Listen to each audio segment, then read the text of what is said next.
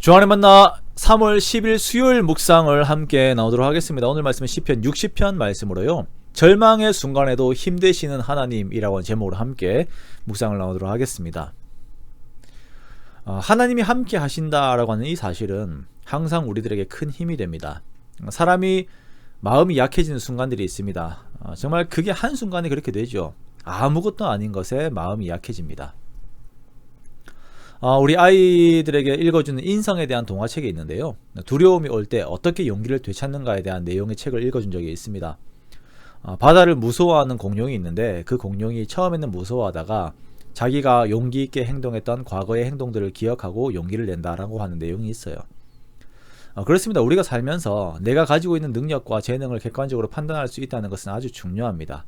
그리고 더욱 중요한 것은 그 상황에서 진짜 나의 힘이 되시는 한 분, 그 하나님을 기억하는 것입니다. 함께 하시는 하나님으로 인하여서 우리는 위기의 순간에도 평정심을 잃지 않게 되고요. 좌절이라고 하는 구렁텅이에 떨어지지 않습니다.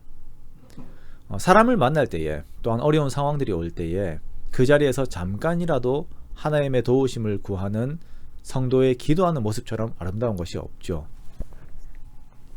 자기의 힘을 의지하는 사람들은 교만하거나 혹은 좌절하게 되지만 하나님을 의지하는 자들은 그곳에서 흔들리지 않습니다.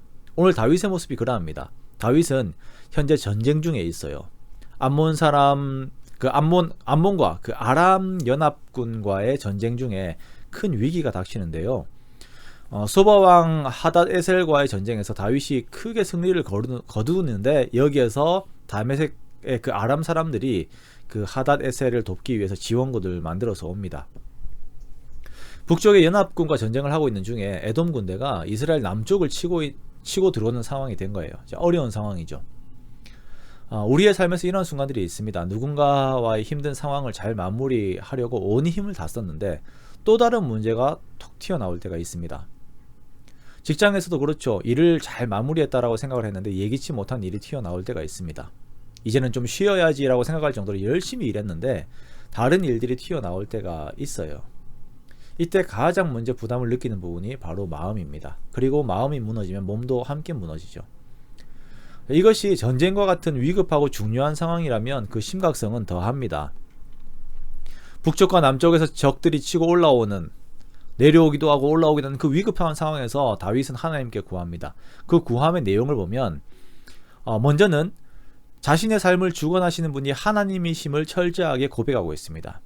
자신들이 지고 있는 상황이지만 그것으로 하나님을 원망하지 않고 비록 하나님께서 그렇게 하셨다 하더라도 지금은 우리를 회복시켜 달라고 구합니다. 주께서 어려움을 허락하셨고 주께서 우리를 흔들리게 하셨다라고 하는 이 표현은 어떤 책임을 묻는 것이 아니라 하나님의 주권을 인정하는 태도입니다. 우리가 신앙생활을 하면서 참 중요한 태도예요.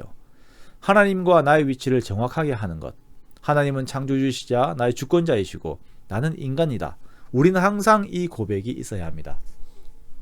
그리고 그 하나님께 은혜를 구하죠. 주께서 사랑하시는 자를 건지시기 위하여 주의 오른손으로 구원하시고 응답하소서. 자, 그리고 기도의 응답과 함께 상황의 반전이 일어납니다. 하나님께서 다윗의 기도를 들으시고 하나님께서 뛰어노시겠다라고 말씀하세요. 자, 이것은 전쟁의 상황에서 아주 활동적으로 전쟁에 임하시겠다라고 하는 표현입니다.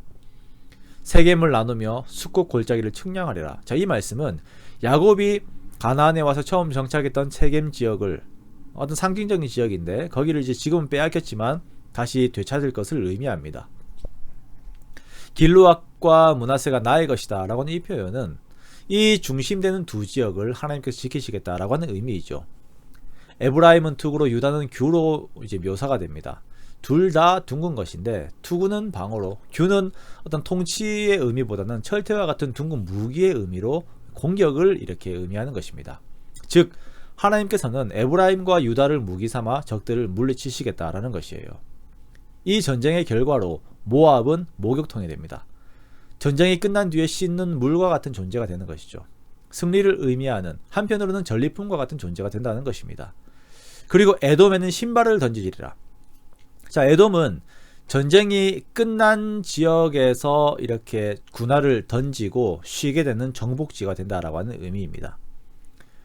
그리하여서 이스라엘 대적 블레셋도 하나님으로 인하여서 외치며 함께 그 승리를 바라보게 될 것을 말씀을 하세요.